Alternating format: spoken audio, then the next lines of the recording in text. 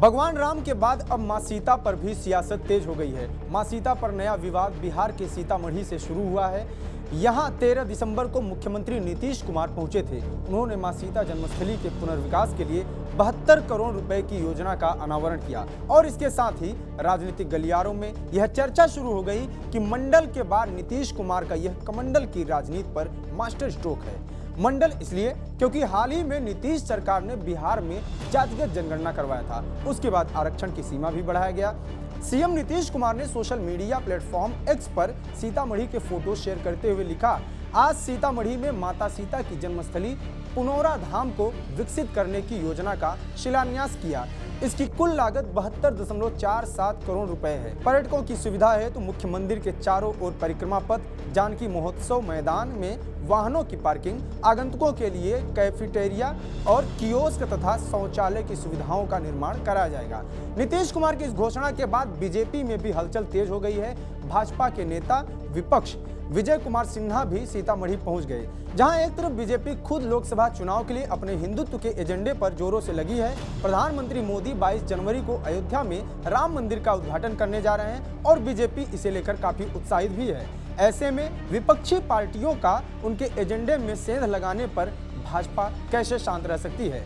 बिहार विधानसभा में विपक्ष के नेता विजय कुमार सिन्हा ने सीतामढ़ी के पुनौरा धाम में पत्रकारों को संबोधित किया। उन्होंने कहा कि भारत सरकार के द्वारा बार बार प्रस्ताव मांगने के बाद भी मंदिर के विकास के लिए राज्य सरकार ने कोई प्रस्ताव नहीं भेजा। जब भव्य राम मंदिर बन सकता है तो माता सीता के जन्मस्थली सीतामढ़ी में विशाल मंदिर का निर्माण क्यों नहीं हो सकता। तो भगवान राम माँ जानकी के बिना अधूरा है। जनक, ये सीतामढ़ी की धरती जो जन्मभूमि है, यहाँ पर भव्य मंदिर क्यों नहीं बनेगा। और आपकी मानसिकता नहीं है, सक्षम आप नहीं है, तो प्रधानमंत्री जी वहाँ भी बना सकते हैं। आप एक बार यहाँ से प्रस्ताव भेजें और अयोध्या के तरफ भव्य मंदिर, माँ जानकी का भी भव्य मंदिर देश के प्रधानमंत्री के नेतृत्व में बिहार में भी बनेगा। घोषणा करके चले गए। हम पूछ रहे थे यहाँ के लोगों से, अभी आ रहे हैं रूनी सैदपुर से, चौधरी जी, सारे लोग, मोती बाबू, सब लोग हैं, और हम देख रहे हैं कि बाहर से जो बसें आ रही है उनको ठहरने का, रुकने का प्रॉपर जो व्यवस्था एक तीर्थ स्थल पर हो, जो स्वच्छता का वातावरण रहे, वो कहीं दिखाई नहीं पड़ रही। पर्यटन मंत्री यहाँ के उप मुख्यमंत्री हैं। आज राजगीर के महोत्सव होता है, राजगीर में कार्यक्रम होता है, तो मुख्यमंत्री का विशेष ध्यान और नज़र होता है। इस मुद्दे पर जेडीयू ने कहा कि बीजेपी केवल राम मंदिर के विकास पर ध्यान केंद्रित कर रही है, जबकि सीता से जुड़े धार्मिक स्थानों सहित अन्य महत्वपूर्ण स्थानों की अनदेखी कर रही है। जेडीयू नेता नीरज कुमार ने कहा कि हमारी सरकार सभी धर्मों के लिए काम करती है, जिसके तहत ही मां सीता के जन्मस्थली के विकास की सौगात नीतीश कुमार ने दी।